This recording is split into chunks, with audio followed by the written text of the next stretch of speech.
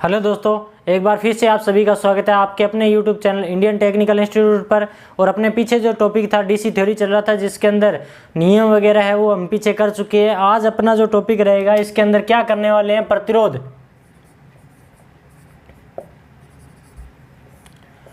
यानी कि जो प्रतिरोध है कितने प्रकार के होते हैं, प्रतिरोध से रिलेटेड कितने प्रकार के क्वेश्चन उठते हैं, वो सारे के सारे जो है वो हम लोग इसके अंदर करेंगे। तो प्रतिरोध को मेनली कितने भागों में बांटा गया है, तो दो भागों में। पहला प्रतिरोध का प्रकार है कार्बन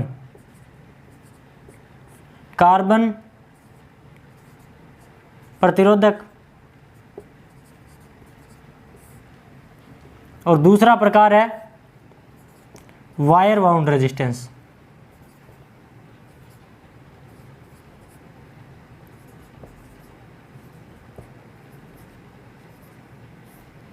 कार्बन प्रतिरोधक या फिर वायर बाउंड रेजिस्टेंस, ये दो प्रकार के आपके मेनली प्रतिरोध के अंदर डिवाइड किया गया है। दोनों के अंदर डिफरेंस क्या है या दोनों के अंदर एग्जाम टाइम में किस तरीके के क्वेश्चन आंसर उठते हैं वो हम लोग जो है इस वीडियो के अंदर देखते हैं। तो कार्बन प्रतिरोध क्या होता है कि आपने अगर देखा हो तो इस प्रकार का आपको एक प्रतिरोध देखने को मिल जाता है। कई बार ये बहुत सारी जगहों पे आपने अगर पीछे पढ़ा हुआ है तो पीछे भी आपने देखा होगा, जिसके ऊपर इस तरीके का एक प्रतिरोध होता है, जिसके ऊपर यहाँ पर आपकी जो है अलग अलग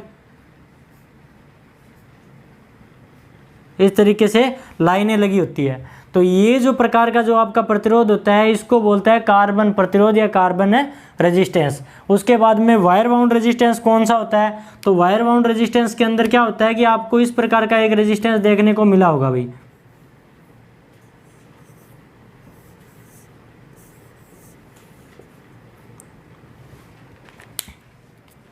जिसके ऊपर इस तरीके से यहाँ पर आपकी जो है एक कॉइल लपेटी होगी, तार लपेटी गई होगी, जिसके द्वारा आपका क्या बना होगा, प्रतिरोध बना होगा। जिसके बाद में ऊपर की तरफ आपको एक जो है स्टेच करने के लिए एक यहाँ पर वायर दे रखी होगी।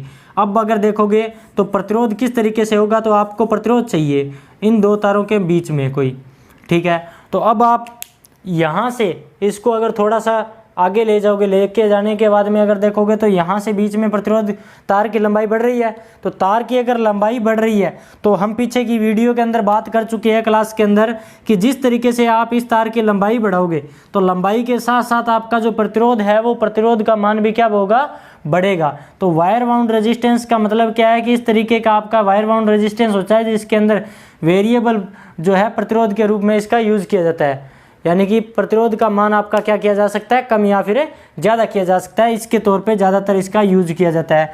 वायर बाउंड रेजिस्टेंस के बारे में दूसरा क्वेश्चन रहता है कि किसका बना होता है, तो वायर बाउंड रेजिस्टेंस जो है आपका यूरेका व मैग्नीन, यूरेका व मैग्नीन जो धातुएं हैं उन दोनों की मिश्र धातु से, या मोस्ट इंपॉर्टेंटली यूरेका के ही जो है आपके वेरिएबल रेजिस्टेंस या फिर वायर बाउंड रेजिस्टेंस आपके देखने को मिलते हैं। ये भी दो प्रकार के होते हैं, आगे दो प्रकार के होते हैं। एक होता है नियत मान का प्रतिरोध और एक होता है वेरिएबल रेजिस्टेंस यानी कि परिवर्ती प्रतिरोधक। तो आपको अगर आपने प्रतिरोध के सिंबल भी देखे हैं तो प्रतिरोध के सिंबल भी दो तरीके के होते हैं।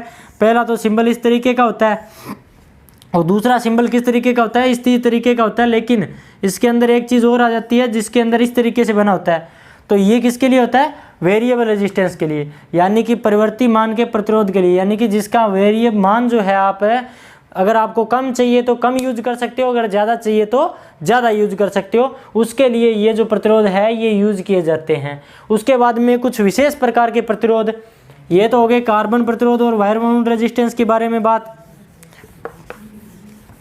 उसके बाद में कुछ विशेष प्रकार के प्रतिरोध की बात कर लेते हैं, जैसे तापमान के अनुसार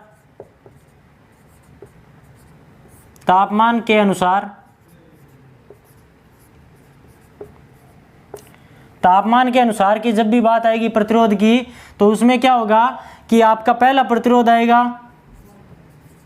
पीटीसी, दूसरा आएगा एनटीसी। यानी कि पीटीसी और एनटीसी जिनके बारे में डीपली हम लोग पीछे बात कर चुके हैं।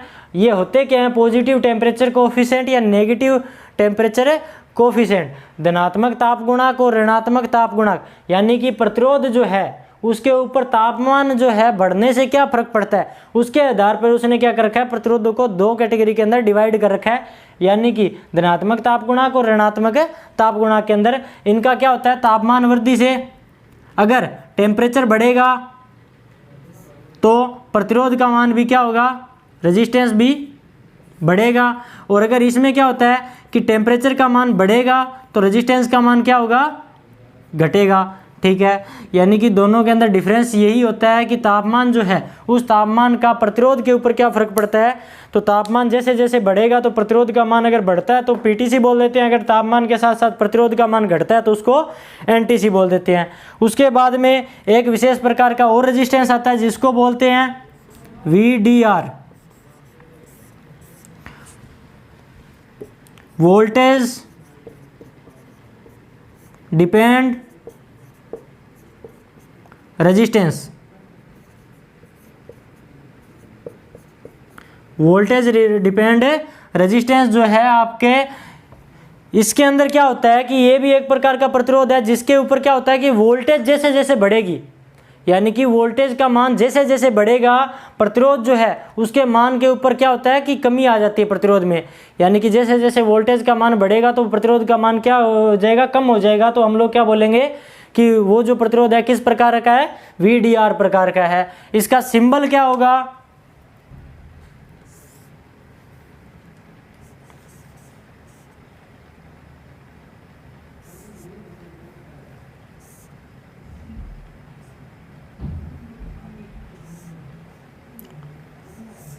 इसका इस प्रकार का आपका क्या रहता है, सिंबल रहता है VDR का। उसके बाद में LDR, light depend resistance, light depend resistance, यानी कि आपका जो प्रतिरोध होगा उसके ऊपर रोशनी जो है उसका भी प्रभाव पड़ता है। ठीक है, इसका जैसे कहाँ पर यूज किया जाता है वो यूज देखते हैं।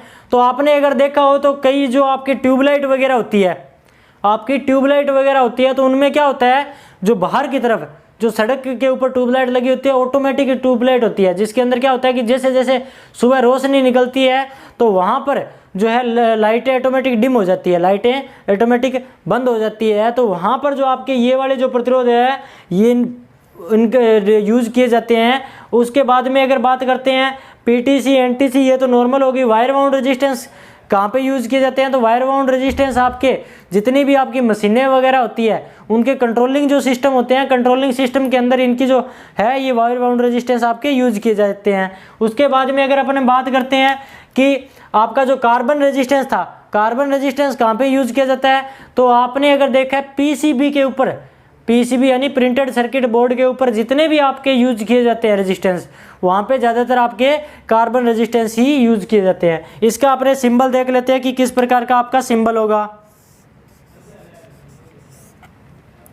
इसका जो सिंबल है एक्चुअल में इस तरीके का आपका क्या होता है, सिंबल बना होता है। ठीक है, तो अगर कोई नोट करना चाहते हो नोट कर लीजिए। तो इसमें अपने इसके बाद में आपके प्रतिरोध जो है उसके कुछ प्रकार हमने देख लिए। इसके बाद में आपने कलर कोडिंग का नाम सुना होगा, एग्ज़ाम टाइम में कलर कोडिंग से विशेष तौर पे क्वेश्चन उठते हैं, तो वो कर लेते हैं।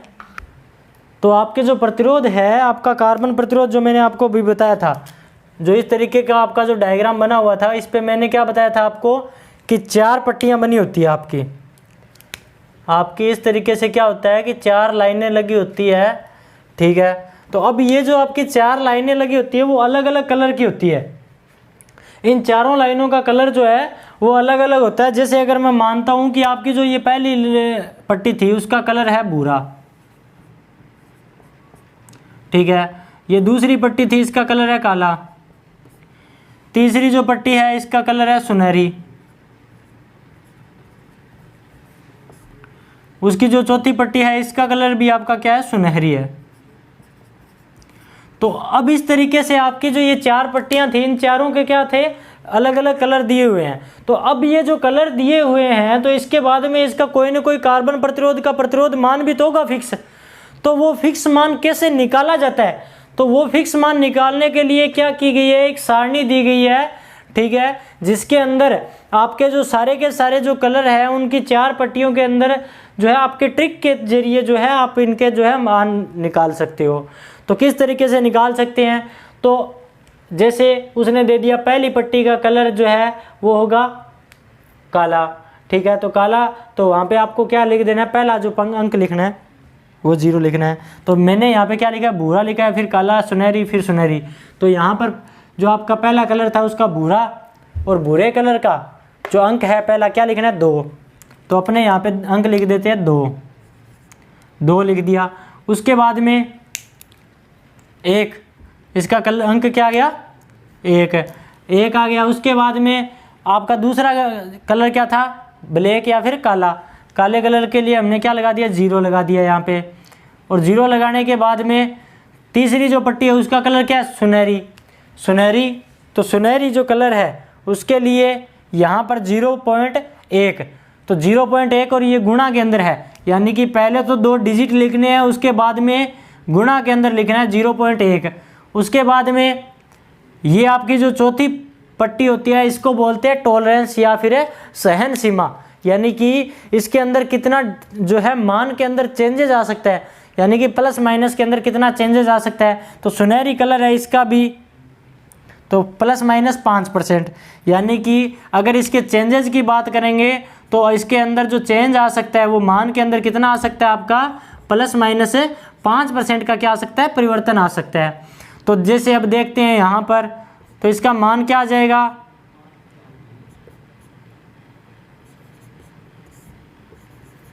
इतना जो है इस प्रतिरोध का क्या आ जाएगा, मान आ जाएगा, ठीक है।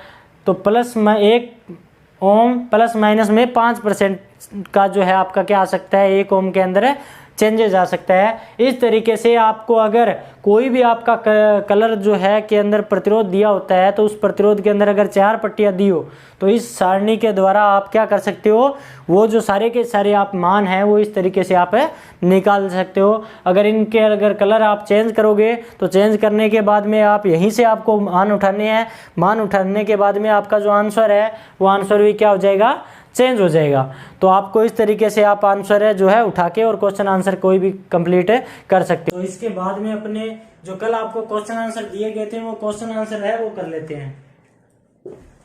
कल आपको पहला क्वेश्चन क्या दिया गया था,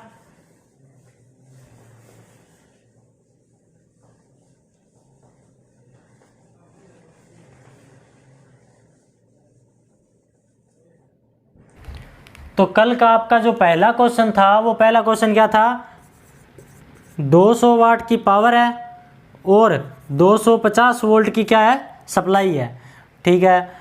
तो इसके अंदर आपको ज्ञात क्या करना था, रेजिस्टेंस का मान क्या करना था, ज्ञात करना था।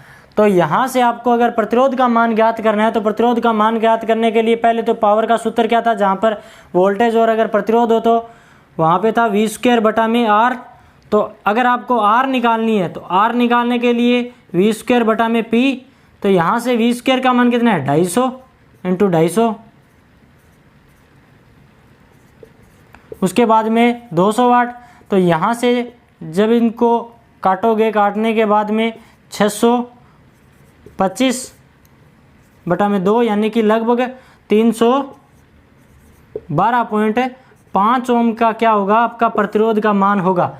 तो ये आपका जो क्वेश्चन है वैसे CITS का जो अभी इंट्रेंस एग्जाम हुआ है उस इंट्रेंस एग्जाम में आया हुआ क्वेश्चन भी है ये।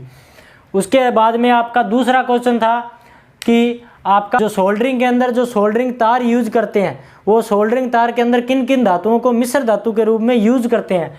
तो किन किन धातुओं को यूज करते हैं, तो आपकी टिन प्लस लेड या फिर टिन प्लस सीसा धातुएं को जो है हम लोग यूज करते हैं और 60 और 40 के जो है अनुपात में क्या करते हैं, यूज करते हैं। ये आपका जो है कल के दोनों क्वेश्चन थे जो आपको कमेंट सेक्शन के अंदर कमेंट करने थे। इसके बाद में आज का आपका पहला क्वेश्चन है कि किरचॉफ का जो नियम है वो आपका कौन सी धारा पे लगता है, यानी कि AC धारा पे लगता है या DC धारा पे। तो कमेंट सेक्शन के अंदर कमेंट करना है, तो जल्दी से जल्दी कमेंट कर दीजिए। और दूसरा आपका क्वेश्चन है आज का, तो आपका ऊष्मा जो है, कोई भी आपके जो चालक है उसके अंदर जब विद्युत धारा प्रवाहित करते हैं तो वो गर्म होता है, तो गर्म होने के बाद में जो ऊष्मा पैदा होती है उस ऊष्मा की मात्रा कितनी होती है, ठीक है, ये जो है हमें किस नियम के द्वारा पता लगता है, ये आपको कमेंट सेक्शन के अंदर है अभी कमेंट करना है, तो जल्दी से जल्दी कमेंट कर दीजिए। तो वीडियो अगर आपको आज की अच्छी लगी है तो लाइक कमेंट एंड शेयर कीजिए, और चैनल को आपने अभी तक सब्सक्राइब नहीं किया तो सब्सक्राइब कर लीजिए और बेल आइकन को प्रेस कर दीजिए, क्योंकि उसी से आपको क्या होगा कि यहाँ पर जो आपको मोर एजुकेशनल वीडियोस जो मिलेगी उनके नोटिफिकेशन जो है जल्दी से जल्दी मिलते रहेंगे। तो मिलते हैं आपसे डीसी थ्योरी की अगली क्लास में, तब तक के लिए जय हिंद जय भारत।